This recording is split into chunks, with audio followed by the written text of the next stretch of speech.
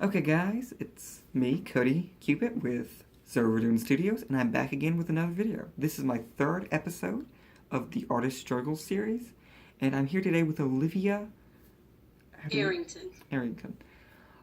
Now, this video is a bit different from my last one. My last one, the artist was here with me, so you could actually see him. Due to distance and everything else, we are doing a video chat with Olivia. So you will be able to hear her. You won't be able to see her, unfortunately. I don't have the technology to do that yet.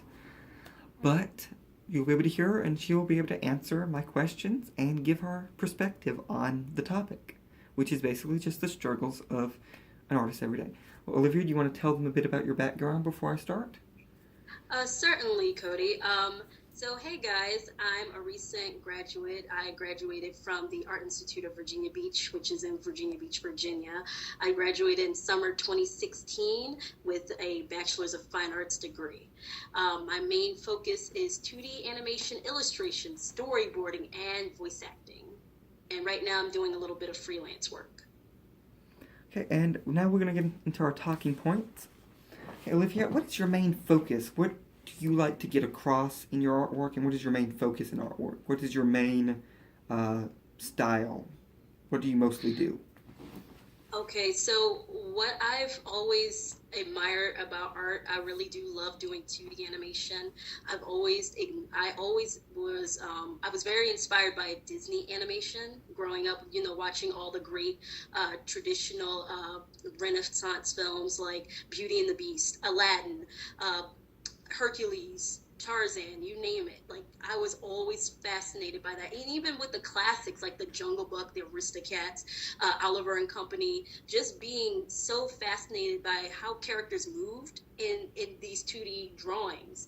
And that was really because of the Nine Old Men. If a lot of people who know about animation know about like Ollie Johnson and Frank Thomas, they were part of the Nine Old Men back at the Disney Animation Studios. And they were responsible for giving these characters life and giving them personality and helping us to really relate to them as far as emotion, putting them in different situations, just making them relatable to us. And I was always fascinated by that.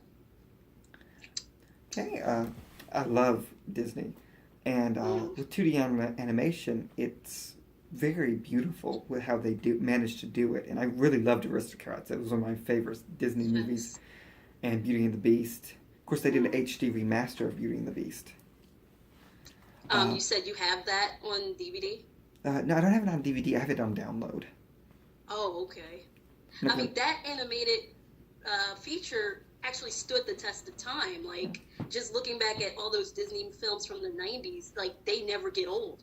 It's like the picture is so crisp, so clean. It's like kudos to Glen Keane. If you don't know okay. who he is, you need to look him up. I don't He's know, but I will amazing. definitely look him up.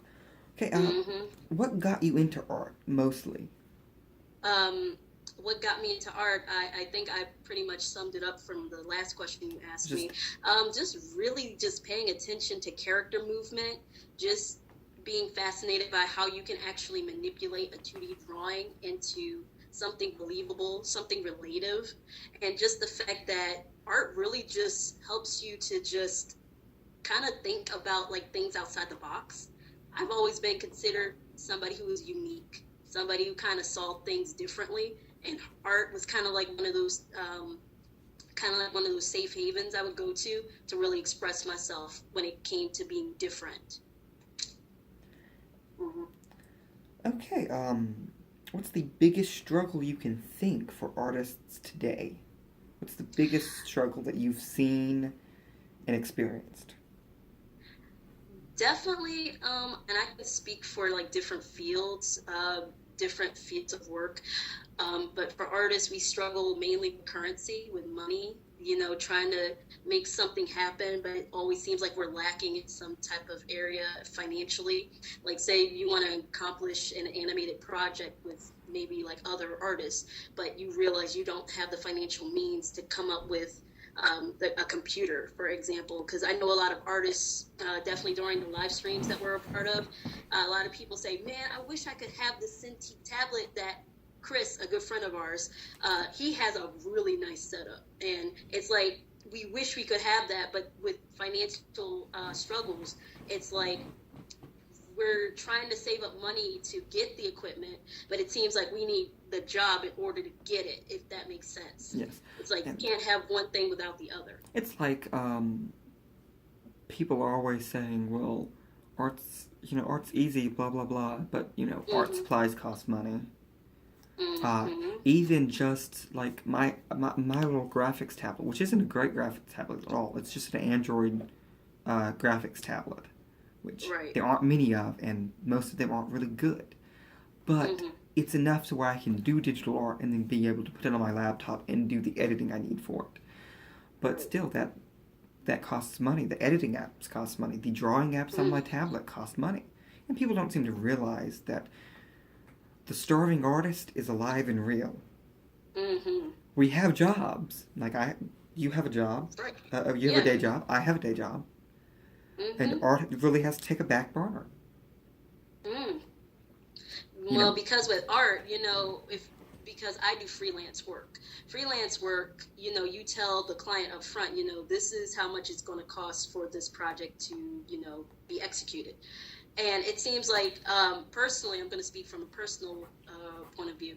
It seems like anytime I did work for a client, it seemed like I either had to wait for them to give me the compensation for it, or it seems like they said, oh, I don't have enough to pay you right now. So it kind of makes me feel discouraged when it comes to freelance work, even though I love it. It's just one of those things, like you said, you got to put on the back burner until you become more experienced and you have a lot it's of like financial means to go back to. most of my artwork is all freelance. Like, Mm-hmm. but I still my paid commissions I don't get much from them. After Right. supplies and time and all that goes into it, Yeah. I don't get much back. And people think, Right. well, oh, you sold this you got this commission for $300. Well, That can go away in like a day. exactly, like People don't understand that. it's like if I do a 10 by 12, that's going to be one whole micron pen just to finish all the lines up. Mm. It's going to be, Mm. it's going to be a whole bucket of Copic markers to color it in. Right. $150 will go into just the supplies for it. Because Right. you have to have archival ink, you have to have acid-free paper. Because you can't do a commission and charge $300 and not have acid-free paper and archival ink. It's just not professional. Right. Okay, so what is your opinion on people asking you to do commission work and the such for just experience and exposure? So are you asking me as far as For them not being paid, just yes, being you're just being free? paid in experience or in exposure. Well, if someone were to come to me, because you have to remember, I had mentioned in the intro that I had graduated. I'm no longer a student. I'm doing this as a profession. So when people come up to me, approach me, and they say, "Oh, can you draw me this?" I have to lay down the rules. Like, okay, I'm doing this as a job. This is like my career. This is something that I get paid for, and this is what I expect to get paid for. I don't do this for free. Now, fan art, I do that for fun. That's just something I love to do when I want to, unwind and relax. But to do it just for experience, I would have to say I would feel a little bit wayward about that, just because, like I said, I'm a professional. I expect to get paid for what I'm doing, but I also don't want to lose that love that I have for art. And in my experience, I do commissions. But as I said, I'm not professionally trained. And I don't know if I've said this in my other videos, but I'm not professionally trained at all. I've never had a professional art class in my life. I have had art history courses, but they're not the same as art classes. And I am going to college for art in the fall. But I will do some commission style artwork for experience and exposure. Small pieces, things that are just, easy to do, very small. And if a close friend asks for a drawing, I'll usually do that for free. But most of the time, if it's large scale, I'm not going to do it for free because, like I said, it gets expensive. It's very Right. expensive. Well, I think if you lay down the ground rules of it, like you said that you would do a commission for like maybe a friend for exposure, they'll, share it and people say, oh, who did this? They'll say, oh, well, my friend Cody did this. And then they'll say, oh, I want something like that. And it leads like a pattern. It's like the domino effect. And I think the One last person will time I tell actually did free commissions, the last free Mm-hmm. commission I've done, well, I'm currently doing a free commission for a friend. Mm-hmm. Her family's in a bad time, and she's like, I don't have the money to pay you right now. So I was like, okay, Right. I'll just go ahead and do it for you, because she's been a Uh-huh. very close friend. But I remember Right. I was in college back when I was a pre-med student. Mm-hmm. Horrible times. But there was a charity event, and they were asking for artists to come and show artwork and do that, and Mm-hmm. to donate artwork, so that they could help Okay. this family that lost their house in a fire. Mm. So I drew about 20 pieces. Mm. It was about 10 small pieces and then 10 large pieces. And I think I did all the drawings in about 2 days. My hand was killing me. Oh, jeez. Because they only gave me a short time, and I donated all of those to that family so that they could, Mm. use them to. I think they auctioned them all off, and I think my whole set went for like $200. Mm. Which, if I'd gotten that money, that would have covered all the costs for the materials that I used. But Right. it went to a good cause, so I didn't mind doing it. And my name got out there. I did, I think, 4 or 5 commissions just based off of people seeing my artwork there. And So you did it for a deeper cause. Is that yeah, what you're saying? I did it for a good cause because the family had lost their house in a fire, Right. and they were, and my college was auctioning off artwork of students to help them Right. get clothes and such, and also taking donations during the auction and such. Right. And I got a lot of exposure for that because they let me set up a table with all my artwork that wasn't being donated, so people could see it, and a sheet that lists the types of commissions I did. So it was Okay. a very good event and experience for me. And that's the only time I really like to do free drawings other than for friends and exposure, is when it goes to a good cause. Right. Okay, let's move on to the next topic. Let's see, which topic was it? How did your family and friends reacted when you first told them you wanted to do artwork for a living?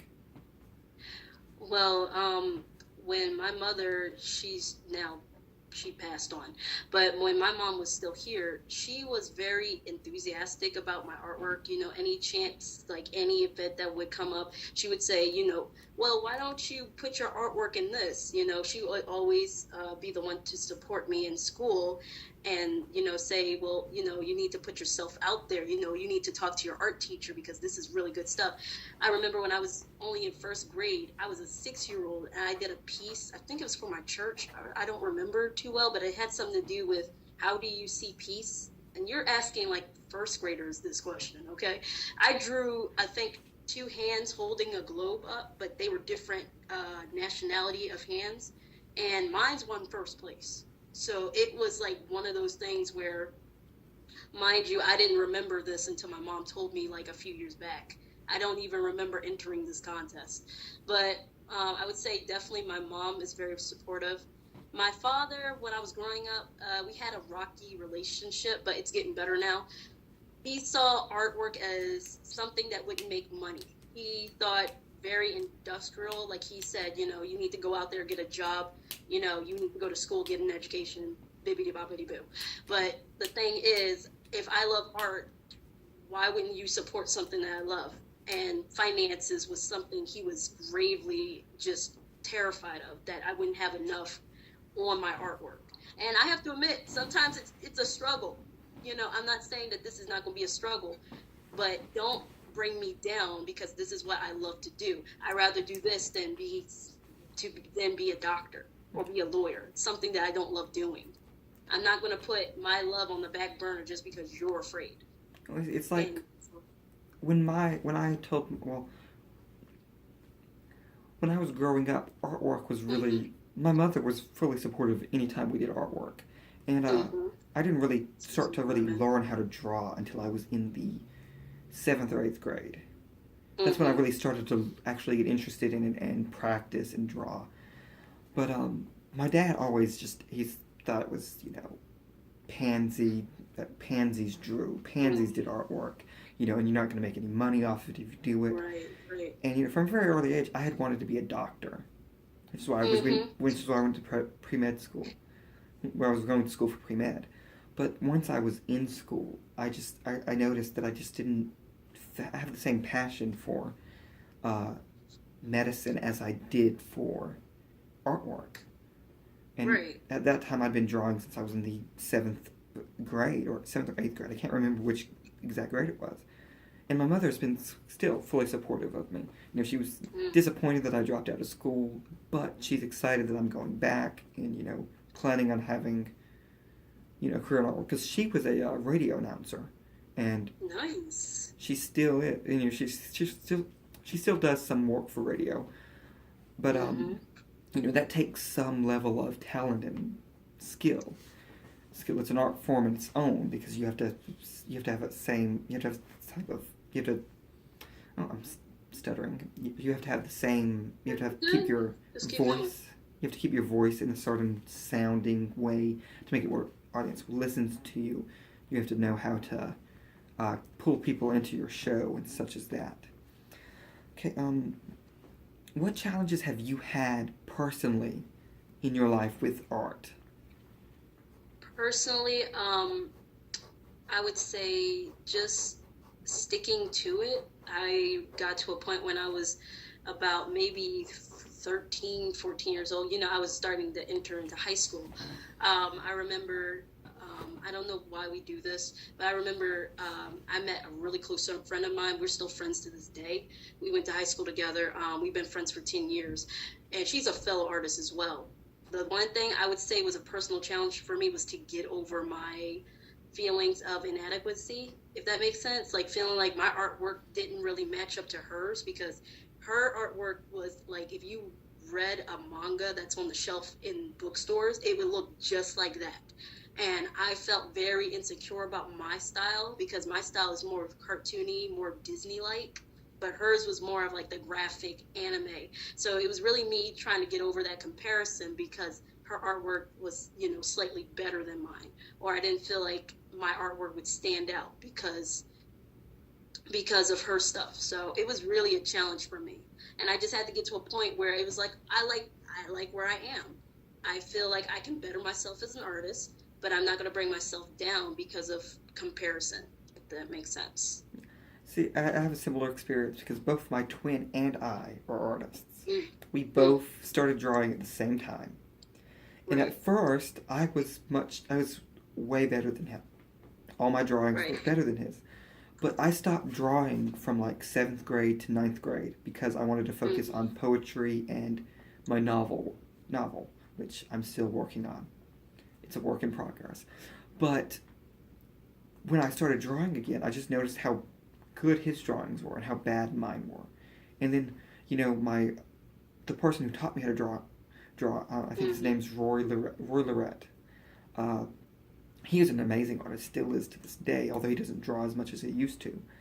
He would always tell me not to judge my artwork by his or Corey's, but I just never listened till now. Okay, let's see. What is the most costly aspect of your art career? What costs you the most on average to produce your artwork?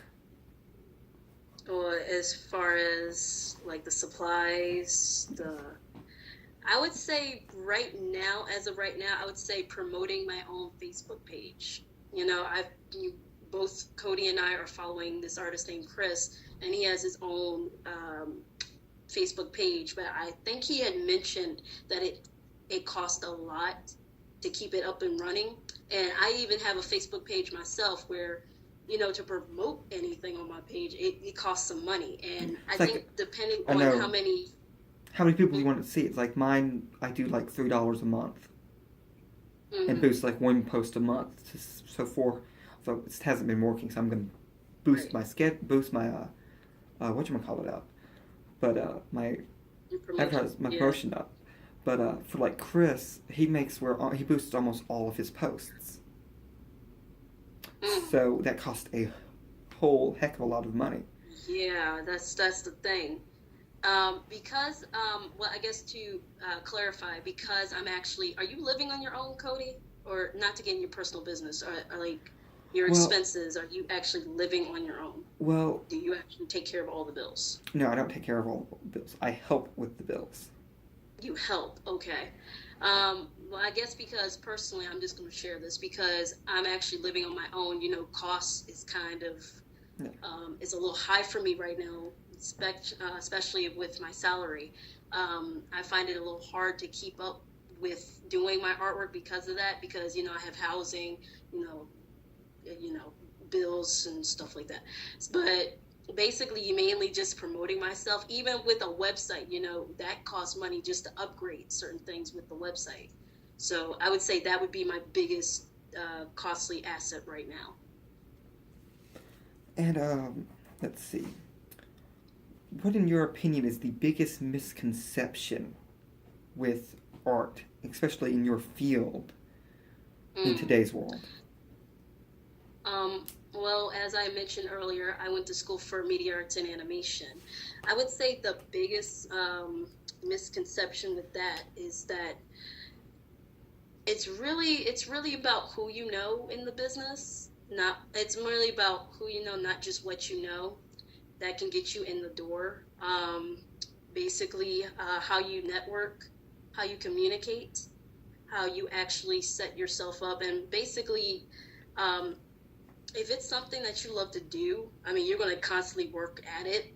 But that would be my biggest misconception on art. People believe that you won't make it. I know we spoke earlier in the conversation that people think because you do art for a living, you're just going to starve or you're going to die not being well known. But it's really about how you get yourself out there. Like, that's all there is to it. It's about exposure. You had mentioned that a few times in the chat as well. So that's my answer. Yeah, it's like a lot of people are always like, and I was actually this is what gave me the inspiration to do this YouTube series. Hmm. Was I was reading the comments on something. I think you might have shared it, or Candace, our friend Candace, might have shared it. And it was this guy doing Okay. artwork with salt and pepper. And he had these large canvases which he had lay a layer of glue, and he do all this artwork with salt and I pepper. think I saw that. It was on And Facebook. yeah, and he would pick it up and then it all fall. Well, I went to look at the original comments to see who the artist was because it wasn't in the video, and I hate Mm-hmm. it when they don't credit artists in the video. Right? Like they want to be anonymous. Exactly. And I saw the first comment was like, "Oh, this looks good. Too bad art is just a hobby. You can't have it as a real job." And it was Okay. like, Well, we wouldn't have TV. We it's wouldn't like have movies. almost everything in our world is designed by an artist. Now, like take Thank a you. car. The internals and all that is designed by an engineer, but the look of it is designed by an artist. A chair, take a chair. A chair is designed by an artist. Phones, Yeah, that's a aesthetically, are design. designed by an artist. Clothes are designed by an artist. Fashion designers. Everything's designed by an artist. Yeah, and every aspect that you see in this life was done by an artist. Like people don't understand this. It's like, Like you might look at a car and just say, "Oh, it's just a car," but somebody had to put something down on with a pencil on paper and actually design the actual illustration of it before it actually becomes what it is today. because no So one wants to people see, don't think that far, because huh? no one wants to see an ugly car. Hmm? I mean, the biggest thing with buying a car is Delicious. aesthetics. Hmm. The biggest thing with buying almost anything is aesthetics. You don't want an ugly phone. You don't want No, an ugly pair of somebody jeans. had to rethink the design. Exactly. Somebody, yeah. It's like how the iPhone was just the original iPhone just revolutionized phones. An artist Mm-hmm. designed the concept drawing for that iPhone. Mm-hmm. And it amazes me how people just think that just because you're an artist, you don't have work. I mean, there's movies, there's animation, there's graphics design. I mean, businesses As always long need a as there's sign. children, you will always have animation. Mm, Hmm. exactly. And as long as we have Otakus, you'll always have animation as well. Exactly. Okay. And then to finish us off, what Okay. is your advice to any young aspiring artists out there? My greatest advice for you guys out there is never give up. As vague as that sounds, don't give up. Whatever you do, because you're going to look back a few years later, you're going to look back and you're actually going to regret that you didn't take a step out. Because really, it's all about a step of faith. If you believe that this is what you want to do, I would say you need to step out and do it. Don't wait for somebody to give you the support. Don't wait for people to say, yay. No, you take that initiative and you bring what you want to see happen to life.